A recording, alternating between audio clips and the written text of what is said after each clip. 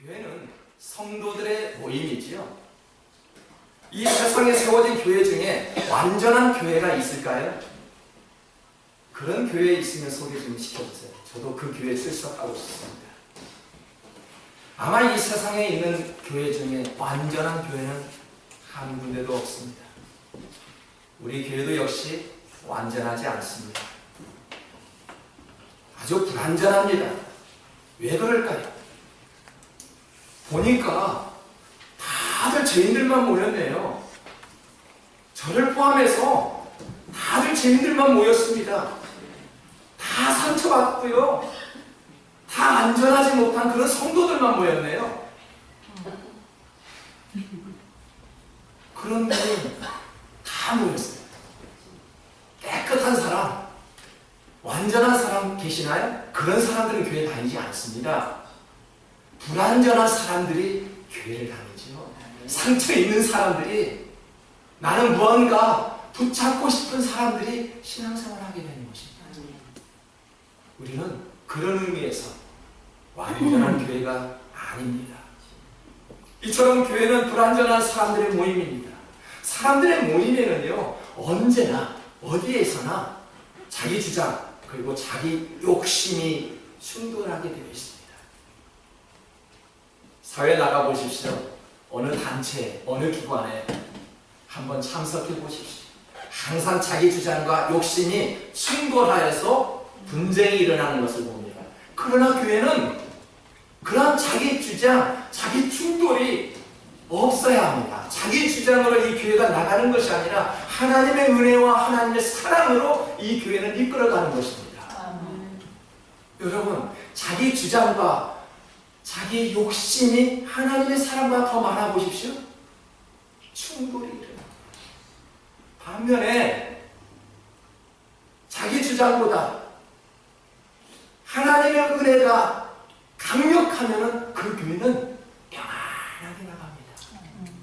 여러분의 가정, 지금 여러분이 섬기고 있는 이 교회에 하나님의 강력한 인도하심이 있습니까? 여러분의 주장이 강합니까?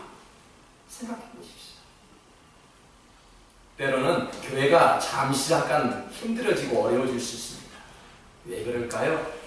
사람의 욕심과 이기심이 하나님의 은혜와 사랑보다 많기 때문에 그렇습니다. 우리가 우리의 욕심이 압도하면 교회는 평안해질 수 없습니다. 우리의 몸을 하나님의 성전이라고 했지요. 우리는 하나님의 성전인 이 몸을 우리는 움직여 가고 있지요. 어디론가를 향해서 움직여 갑니다. 인간의 욕심이 과하면 하나님을 잃어버리게 되지요. 세상에서 아무리 열심히 좋은 일을 하면서 살아갑니까? 그 일 때문에 하나님을 잃어버리면 아무 소용 없어요. 뭔가 열심히 일하고 있지만 그 일 때문에 하나님의 모습을 잃어버리고요, 하나님의 얼굴을 잃어버리고요, 하나님의 이름을 잃어버리면 우리는 완전한 그리스도의 몸이 될 수 없다는 얘기죠. 물론 이 땅에 완전한 교회도 없지만 완전한 성도도 없습니다. 로마서 3장 10절에 보니까 기록된 바 의인은 없나니 하나도 없다라고 말씀합니다. 의인이 없대요. 제가 거짓말하지 않았죠? 완전하지 않아요. 우리의 이 성전인 이 몸, 우리는 완전하지 않습니다. 불완전한 모습을 가지고 하나님 앞에 예배를 드리고 있지요. 그런 불완전한 모습 속에서 하나님을 올려드릴 때 우리가 거룩해지는 것이 아닙니까? 그래서 우리의 성도는 완전한 사람이 아니요, 거룩해지기 위해서 성화의 단계를 하나하나 이루어지는 과정 속에 있지요. 아멘. 노아를 의인이라고 말했습니다. 하나님께서 노아를 의인이래요. 아사왕을 일평생 동안 여호와 하나님을 섬겼던 아사왕이라고 말씀하셨습니다. 다윗을 보고 내가 너의 마음과 합한 자라고, 정직한 자라고 다윗에게 말을 했어요.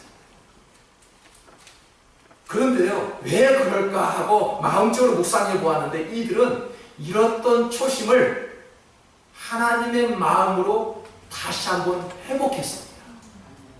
어떻게 다윗이 노아가 아사왕이 의인이 될 수 있었을까요? 의인은 하나도 없다라고 말씀했는데 왜 하나님은 그들을 향해서 의인이라고 말했을까요? 보니까 우리들보다 더 많은 죄를 짓고 있었습니다. 더 나쁜 짓것, 악한 것을, 악행을 저질렀던 그런 사람들이었어요. 그럼에도 불구하고 하나님은 의인이 돼요.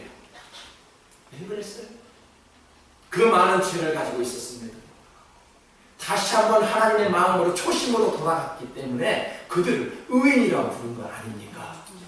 죄가 있고 실수하는 것이 부끄러운 일이 아니죠. 여러분, 죄 있는 거 부끄럽지 않습니다. 불완전한 사람 죄인으로 살 수 있죠. 우리는 죄인입니다. 부끄럽나요? 하나님 앞에 있으면 부끄러운 것이 아니죠. 하나님 말씀 앞에 우리가 새롭게 변화되고요, 회개가 없는 것이 부끄럽죠. 제자리 걸음을 하는 것이 부끄럽지 않습니까? 지난 5년 전하고 지난 1년 전하고 지금 영적 수준이 똑같은 것이 부끄러운 줄 우리는 알아야 합니다. 오늘 하나님께서 말씀합니다. 너희들이 죄 있는 것이 부끄러운 것이 아니라 죄 있이 그대로 회개 없이 제자리 걸음하고 있는 것이 부끄럽다고 이야기합니다. 우리가 그래서 신앙인들에게는 믿음이 대단히 중요하지요. 믿음입니다. 바울은 오직 의인은 믿음으로 산다라고 이야기했지요. 신앙생활하면서 믿음이 없으면 파도와 같이 마음과 행동이 요동치기 시작하죠. 교회 안에도 거짓 가르침이 있지요. 여러분 잘 생각해 보십시오. 항상 목사는 말에 실수를 하게 되어 있습니다. 그렇죠. 기도하고 단위에 올라온다 하지만 일주일 내내 오늘 말씀을 어떻게 전할 것인지 묵상하고 있지만은 단위에 올라가면은 말에 실수가 있단 말이에요. 그래서 항상 장로님들이 그렇게 기도하는 걸 봤어요. 성도들이 그렇게 기도하는 걸 봤어요. 우리가 목사님의 말씀을 전할 때 은혜 있는 말씀만 받아야 된다고. 그렇죠? 실수한 말을 절대 받아들여서는 안 돼요. 은혜 있는 것만 받아들이고 그것을 아멘으로 받을 때 건강한 성도입니다. 네. 거짓 가르치는 것을 가르치는데 그걸 그대로 받아들여요. 여러분 순종 조심하십시오. 목사님들이 이거 하라 그거 순종 아닙니다. 맞죠? 잘 생각하십시오. 다 가르친다고 해서 가르친 게 아니란 말이에요. 거짓 선지자가 있다라는 것입니다. 누가 교회를 어지럽히나요? 거짓 선지자들. 누가 교회를 어지럽히나요? 거짓말하는 사람들이에요. 본문 1절을 보십시오. 본문 1절에 보니까 믿음에서 떠난 자들이 교회를 시끄럽게 했단 말이에요. 믿음이 얼마나 중요한지를 아셔야 됩니다. 믿음이 없는 자들이 신앙생활을 어지럽게 한다는 이야기예요. 여러분의 성경에는 소제목이 그렇게 나왔습니다. 거짓말하는 자들. 그렇게 나와 있지요. 거짓 선지자들, 거짓말하는 자들, 성경으로부터 떠난 어떤 미신이나 자기 주장을 내세워 교회가 혼란스러운 일들이 벌어지고 있는 상황을 지금 본문에서는 말씀하고 있습니다. 뿐만 아니라 거짓말로 인하여 미혹된 가르침을 믿는 부류들이 교회 안에 있었다는 것입니다. 오늘날에도 마찬가지죠. 잘못된 습관, 잘못된 거짓말, 자기 주장으로 성도가 된 모습이 너무나도 부끄러울 때가 많죠. 이들을 보면 겉모습은 건강합니다. 배우기도 많이 배웠습니다. 사회적으로 유능합니다. 똑똑합니다. 도저히 저런 사람이 어떻게 이단 종파에 빠질 수 있을까? 어떻게 거짓말을 일삼고 있을까? 아주 믿지 못할 정도로 그렇게 생활하고 있는 그런 사람들이 있지요. 여러분, 이단 종파에 빠진 사람들, 어떤 사람들이 빠지나요? 잘나고 잘 배운 사람들이 이단 종파에 깊숙이 빠져 있는 것들을 많이 보지요. 신기해요. 왜 이렇게 열심히 하나님만 섬기고 그런 교회나 성도들은 왜 이렇게 가난한지 몰라요. 대부분의 이단 종파들은요, 부자이고 사람들이 많이 모이고요. 왜 그럴까요? 생각해 보셨나요?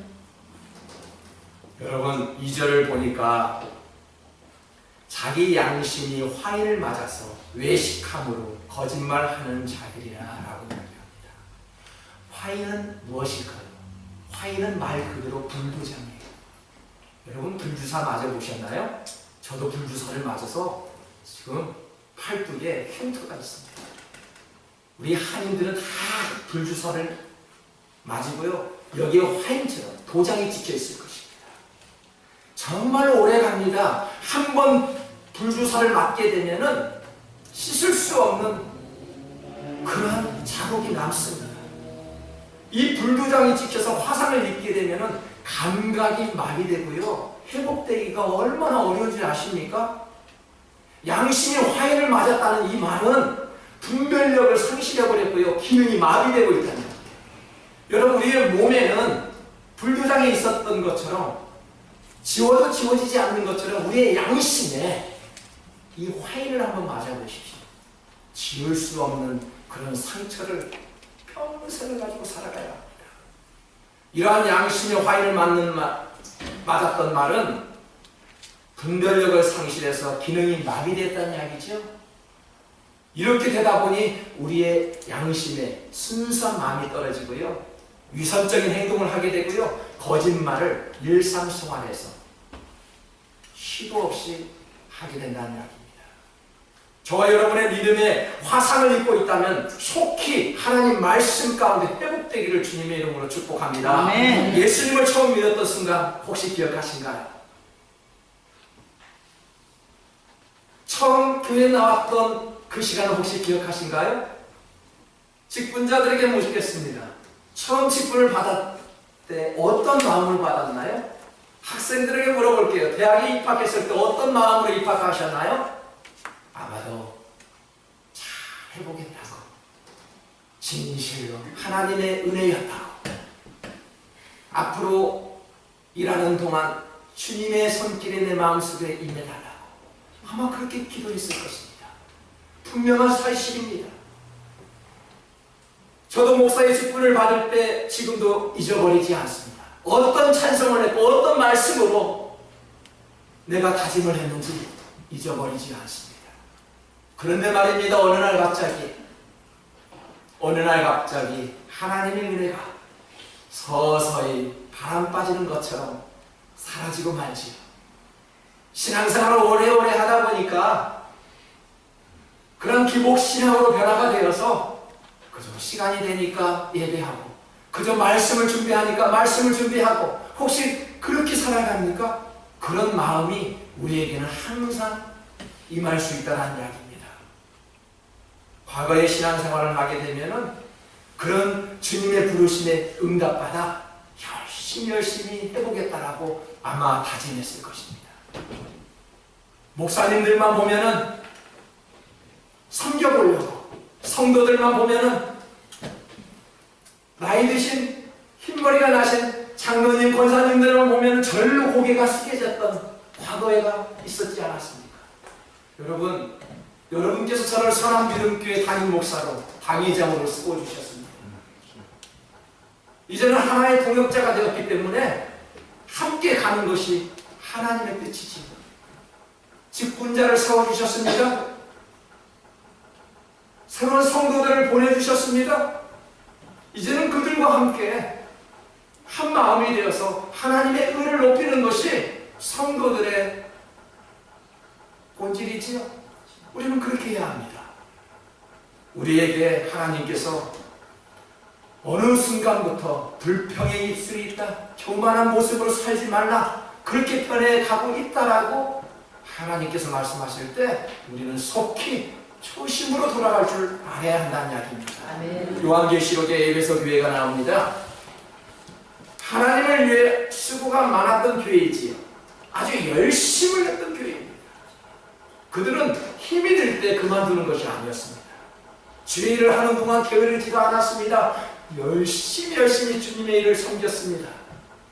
계시록 2장 5절에 보니까 그러면 어디서 떨어졌는지를 생각하고 회개하여 처음 행위를 가지라. 만일 그리하지 아니하고 회개하지 아니하면 내 촛대를 그 자리에서 옮기리라 그렇게 말씀합니다. 여러분, 수고를 아끼지 않았고 인내했던 교회에게 이와 같이 책망을 하게 되는 모습을 봅니다. 수고는 했지만 이들은 사랑이 없었대요.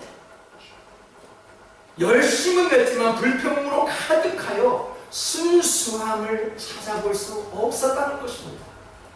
그래서 계시록에서는 에베소 교회에게 주님이 이렇게 책망을 합니다.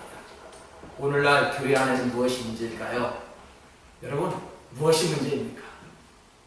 2000년 전 초대교회에는 결혼 문제와 음식 문제가 있었대요.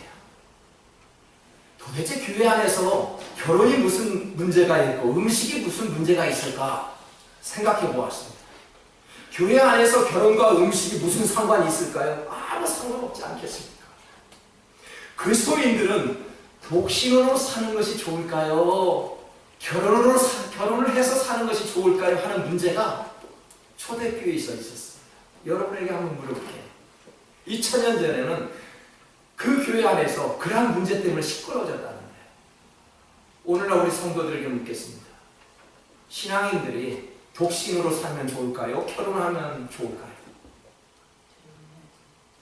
결혼해야죠. 맞습니다. 맞아요. 독신을 주장한가요? 결혼을 주장하는가요?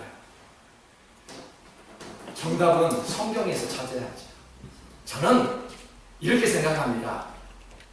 즐겁게 결혼 생활을 하시는 그런 가정을 보면은 나도 저런 가정을 가지고 싶어. 그러면서 결혼을 하게 됩니다. 그런데요, 잘 살지 못하고 나쁜 가정을 보면 저러니까 내가 결혼 안 할 거야. 그렇게 말할 것입니다. 맞지요? 분명해요. 차라리 저렇게 살 바에는 나 혼자 사는 게 낫지. 어떤 사람은 맞아, 나도 저렇게 아름다운 가정을 갖고 싶어. 그렇게 생각을 합니다.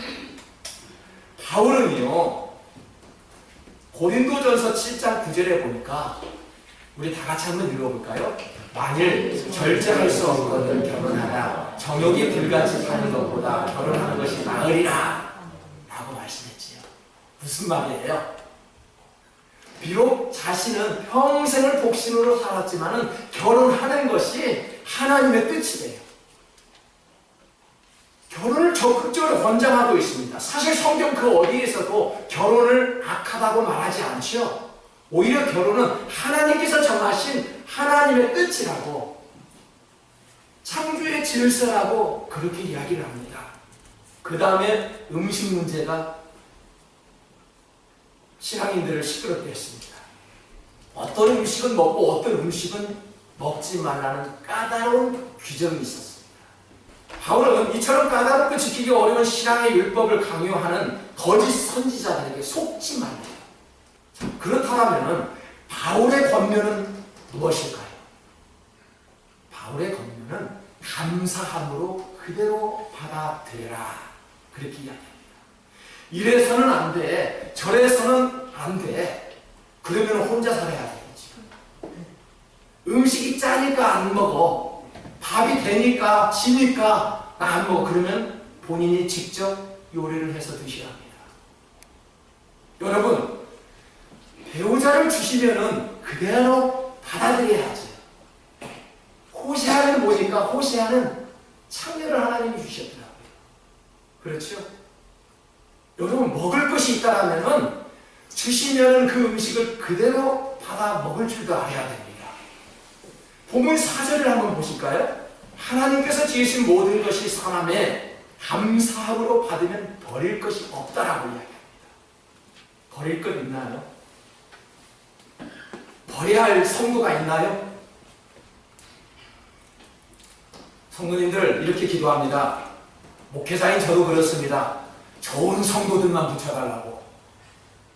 그 기도는 틀렸을까요? 맞았을까요? 바르지 못한 기도죠. 가급적이면 선한 영향력을 끼칠 수 있는 그런 성도들이 가득 넘쳐나면 좋겠지만 하나님의 교회는 그렇지가 않답니다. 나보다도 부족한 사람들이, 나보다도 없는 사람들이, 연약한 자들이 함께 더불어 신앙생활하는 것이 교회다라고 이야기를 합니다. 많은 그런 부족한 사람들이 그렇게 많이 들어가야 되죠. 하나님께서 성도들을 보내주셨고 직분자를 세우셨으면 그 직분자가 잘 섬길 수 있도록, 그 성도가 잘 신앙생활을 할 수 있도록 우리는 그대로 받아들여야 합니다. 왜 우리가 손가락질 하면서 저 사람은 안 돼, 왜 저 사람이 우리하고 같이 신앙생활을 해야 돼? 왜 그렇게 평정을 하게 됩니까? 오늘 바울이 말씀합니다. 그대로 받아들여라. 너와 다른 모습 그대로 받아들여라. 그대로 받아들이면 버릴 것이 하나도 없다는 얘기죠. 버릴 음식이 없듯이 어디 버릴 사람이 누가 있겠습니까? 부모들에게 물어볼게요. 부모들은 10손가락 깨물어 아프지 않는 자식이 없대요. 다 아파요. 목사에게 물어보십시오. 어린아이는 내버려야 되고 영향력을 끼치는 성도들만 감싸야 됩니까? 그건 거짓 선지자입니다. 여러분, 누가 하나 아프면 똑같이 마음이 아프더라고요. 누가 한 분 안 나오시면 왜 그분이 어떻게 됐나 전화해보라고요. 염려가 되는 것이 목자의 심정입니다. 여러분, 감사가 무엇일까요? 감사함으로 받으면 버릴 것이 없대요. 감사는 은혜를 기억하는 것이죠. 초심을 잃어버리지 않고 그 초심, 우리에게 주신 그 마음을 잃어버리지 않는 것이 감사예요. 그것이 은혜예요. 감사는요, 우리에게 소유하는 것이 있어서 감사하는 것이 아닙니다. 뭔가 가졌다고 해서 감사하는 것이 아니죠. 깨달음을 주실 때, 깨달음이 있을 때 우리가 그 은혜에 감사할 수 있더라고요. 그 초심의 마음, 그 마음을 우리가 깨달을 때 감사가 있더라고요. 감사한 자에게 하나님께서 축복 주시죠. 깨달은 자에게 축복을 주신다는 것을 우리는 믿으셔야 합니다. 예배할 수 있도록 처소를 주셨습니다. 불만이 있을 수가 없죠. 그저 감사함으로 받으면은 정말로 이 자리에서 축복의 길잡이가 열리게 되는 것입니다. 그런 자만이 축복의 길잡이가 되고 축복의 통로가 되는 것이지요. 불평하면은요, 어떻게 은혜가 이곳에 임할 수 있을까요? 사랑하는 성도 여러분, 우리의 마음에 들지 않는 사람들, 우리 마음에 들지 않는 환경들이 우리 앞에 질빙이 있습니다. 그대로 받아들일 때, 오직 감사함으로 받아들일 때 그곳이 축복의 통로가 될 수 있다라고 바울은 그렇게 권면하고 있습니다. 내게 주신 사람들, 내게 허락된 환경들, 우리는 자꾸만 버려버리려고 노력을 하죠. 지난주에는 고난도 받아들이라고 이야기했습니다. 고난도 받아들여라. 나의 어떠한 어려운 환경이 있는 그 환경을 그대로 받아들여야 합니다. 그 환경을 받아들이지 못하고 방패도 막아버리죠. 더 이상 축복은 일어나지 않다라고 성경은 그렇게 말씀합니다. 그대로 받아들여라. 그러면 그 속에서 하나님께서 일하시고 하나님께서 만져주시고 다시 한번 빚어주셔서 하나님께서 큰 손으로, 그 오른손으로 우리를 들어 올려주신다라고 성경은 기록되어 있습니다. 아멘. 우리 함께 지내고 있는 사람들 때문에 근심하고 있나요? 우리에게 주신 그 환경 때문에 고통당하고 있습니까? 어떠한 이유로 고통과 시련이 있을 수도 있지요. 상식에서 벗어나고 납득이 가지 않는 그런 상황 속에서도 우리들은 있을 수 있습니다. 그러나 그것을 감사함으로 받아들여 극복할 수 있다면 하나님께서 분명히 그 문제거리를 더 큰 축복으로 옮겨주시리라 믿습니다. 아멘. 그렇게 되기 위해서는 우리는 어떻게 할까요? 모든 기초는 성경으로 돌아가는 것입니다. 맞지요? 인간이 추구하는 행복, 인간이 말하는 우리의 성공들, 그리고 성도들의 거룩한 모습, 어디에서 나올까요?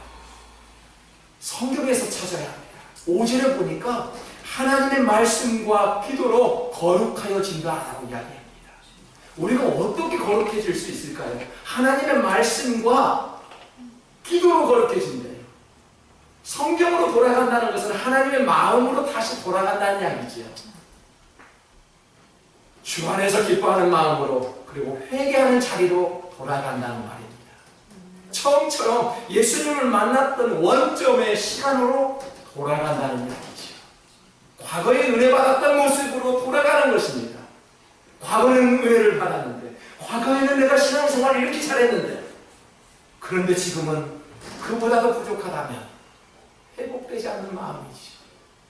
과거의 모습으로 돌아갈 때, 초심으로 돌아갈 때 하나님께서는 그 성도들을 향해서 하나님께서 축복의 말씀을 던져주실 것을 믿습니다. 성경을 멀리하면 어떻게 우리가 거룩해질 수 있을까요?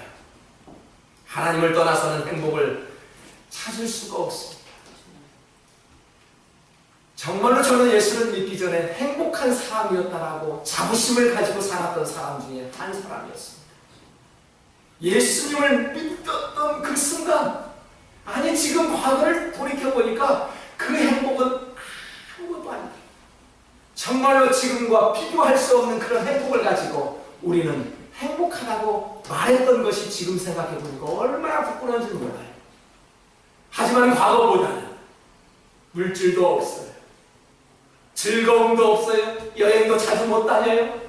가진 것이 부족해요. 그럼에도 불구하고 왜 이렇게 행복한지 몰라요. 정말일까요? 믿음의 성도들은 아마 지금 목사님 무슨 이야기를 하고 계시는구나 알 것입니다. 행복은요, 하나님 말씀 가운데 찾아야 그게 비로소 행복이 되는 것이죠. 우리가 세상 속에서 모든 것들은 썩어 없어진다라고 말씀하셨는데, 우리들은 없어지지 않는 그런 하나님의 말씀 가운데 우리는 행복을 지금 이야기하고 있는 것입니다. 여러분, 행복을 찾을 수 없다, 하나님을 떠나서는 행복을 찾을 수 없다는 것은 탕자의 이야기가 증명해 줍니다. 탕자는요, 아버지의 재산을 가지고 돈이 많아 사업가로 변신했던 사람이었습니다.